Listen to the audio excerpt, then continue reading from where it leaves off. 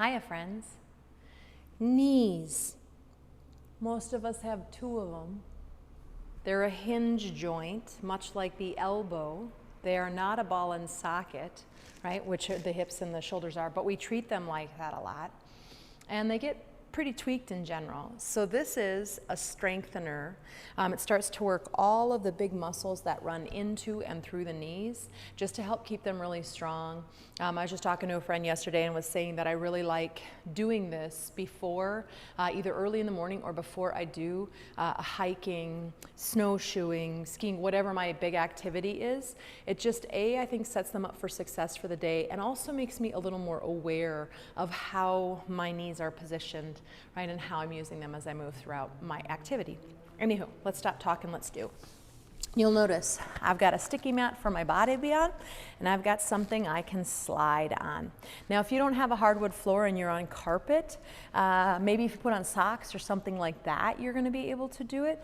But trying to find a surface that is slidable is pretty integral to this particular exercise, right?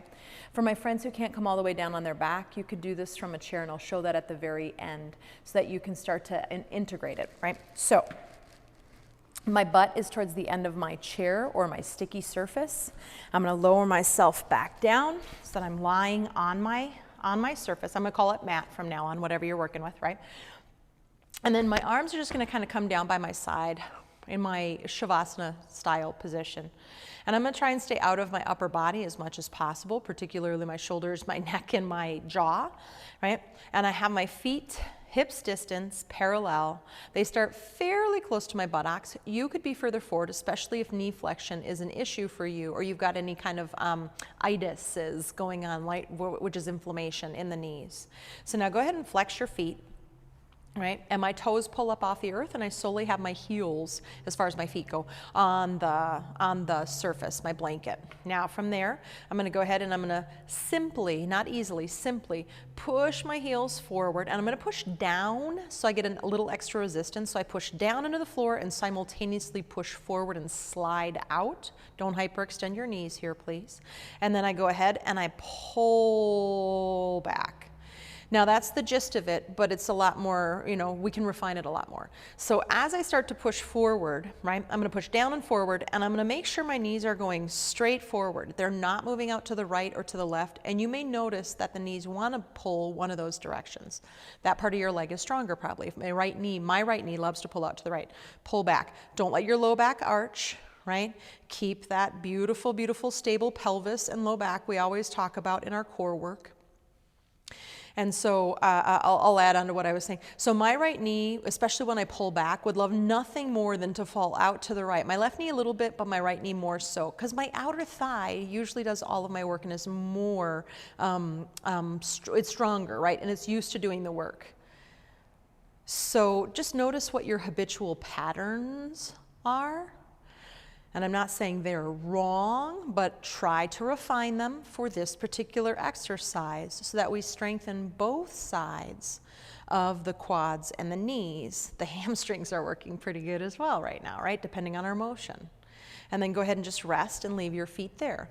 I want you to notice anything that you feel in the body. Some people get hamstring cramps with this, by the way. If you do, lengthen the leg out as best you can and bring it back in. And hopefully once the cramp is passed, you can come back to it. But notice the muscles around the knees themselves, right? Now, maybe, maybe not. This just depends on particular bodies, right? If it's okay to let the feet walk in like Baddha Konasana, the legs come out, right? And I'm gonna have a little distance between my feet and I'm gonna move my feet a little further forward for my body. I'm gonna still flex my feet and have the outer edge of my foot be my main point of contact with which I'm working. I'm gonna slide forward, right? Get where I'm going with this? And when I slide back, I let my knees go wide, right? And I push down into the floor while pulling back. Again, if you can add that extra thing, push down while moving forward. Try to keep that abdomen toned in, especially on the pull back. It's gonna wanna dome a little bit up towards the sky, the low back anyway, right? And if this feels like this isn't right for your knees, depending on what's going in there, I'm making this because I have two friends who are dealing with it pretty acutely right now, but I have a couple of other friends who I've worked with on their knees as well. So I'm hoping all of us, this is helpful. But you know, if you have something going on in your knee and this isn't right, please don't do it. And then once you get that last one pulled back, you're going to bring the knees up and you're going to pause. I find I need less of that one. Those muscles are quite strong on me, right? I tend to walk like a duck, I call it, and I tend to compress my low back. So I don't do as many of that one. I do the straight on because my knees have a really hard time finding that alignment. And then here's internal rotation, which is harder for most bodies, unless you're pigeon-toed and knock-kneed. Go ahead and let your feet walk wider than the hips. Lean the knees in, knees don't have to touch, that doesn't matter, right? And then from there, flex the feet, and now I'm more on the inner edge of my heel. And it's the same exercise. Stay out of the wrists, that was my last video. Stay out of your neck, stay out of your shoulders, stay out of your jaw, push forward. And again, if this causes pain or impingement, get out, don't do it. Go ahead and pull back. Maybe just sticking with just the middle line is what your particular knees need, right? And this one I do a little more than the outer one because internal rotation is hard for my knees. I'm pushing down into the ground while pulling back or pushing forward. I make that simultaneous action, right? I bring awareness not just into my knees, but also into my abdomen and my low back, trying to stabilize completely from this area so that I use more of the muscles in my legs and isolate more in the knees, right? And the next time you pull back, you're gonna stay back with that. Go ahead and walk your feet up. Let's extend the legs for a moment if that's okay with your body, and just soften and breathe and notice, right? So you might just stay with those exercises, all of them if they work, or just the one. I'm gonna add one more piece of intensity, and it might be that you don't do this right off the bat. Please don't be extreme and aggro with it, but you might be something that you work up to. So I'm gonna put it in the same video so you have it. Anyone's knees feeling worked out? Mine sure are. I'm gonna go hiking later today, so actually this is great for me. So from there, I put my feet on the ground with the feet hip distance. I lift up into a bridge, not a high bridge, and I'm not gonna roll my shoulders under like crazy. I can do a little bit of it, right? But it's not so much about the bridge, it's about the knees. So I flex my feet, I pull my toes up, and I've got the middle of the back of my heels on the earth. I push forward and down. So it's the same exercise, but I'm bearing extra weight, right? Don't lock the knees out, please don't hyperextend. And then go ahead and pull back. Try to still keep that refinement, right, in the low back and the hips. That doesn't change, it's lifted, but I still don't want to overarch my low back as I pull back, right? So we're going to go ahead and we're going to do 3 of these. Unless you're like, no, I'm gonna do one, and that's all I need so far today, and then you'll come back to it some other day. I'm making sure my knees are not going out or in as I do this. I'm trying to keep them straight forward. That right knee's struggling. I roll down and I pause. I can walk my feet out and lean the knees in, or just take a breath in the middle.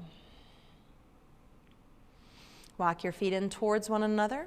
Legs lay out, bound angle. I flex my feet, I come onto the very outer edge of the back of my heels. I lift up into a baby bridge. I push down and forward without hyperextending my knees when I lengthen and straighten. And then I pull back, pull back, pull back, pull back. Maybe 2 of these. Go ahead and push forward. If anything gets compressed, impinged, right? Don't do the action. Just don't do it. Roll down, bring the knees up, pause. I'm out of breath now. Walk your feet out, lean the knees in, lift the hips up, try to keep that alignment. Flex the feet, inner edge of my heels as best as I can get them, right? I push forward, I don't hyperextend my knees. And when I pull back, I try to keep that refinement in my pelvis and my low back. You don't have to lift like 500 feet off the air, right? Just that lifting a little bit, I'm suddenly bearing more weight. So it's load bearing suddenly, right? And so who needs, to have weights when you've got these beautiful limbs and parts of the body that have weight to them, and you can use them to your advantage. Extend the legs out and pause. Now, if I were in my own personal practice, I would take that blanket and I would really gently roll it up, right? And then I would put that underneath my knees and pause. And I would take, I don't know, maybe a 5 to 10 minute shavasana here and let those knees not do anything and just integrate everything that they just did. I'll be with you for just a little bit before we come up, right? But again, maybe taking the time and rolling a blanket up, putting it under your legs. But even if you're on a time constraint, I'd love for you to just stay here for about 1 more minute and notice.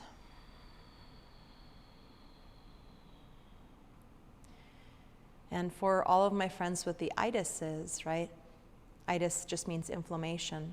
If it feels like doing these exercises cause you inflammation on the other side, then hold off on them and get a hold of me. Let's talk. Let's look at it and see.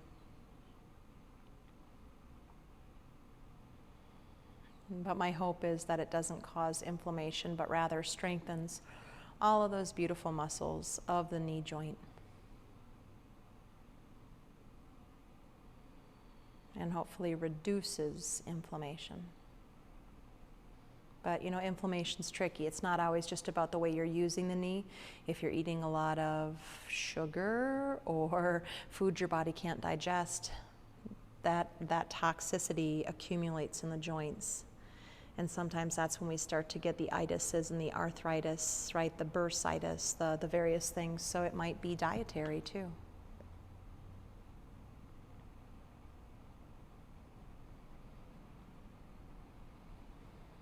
So if you can, stay here, just lay here, chill. If it's time, you're gonna go ahead and bend those knees, roll over through the fetal position if that's okay. Rather than sitting cross-legged, which isn't always lovely on itises, maybe you just boost your butt up on that blanket roll you were just on, and you can let the legs come a little wide. We're not going to be here long. Or sit up on a chair or something. There's a chair I'm pointing to over there that you can't see.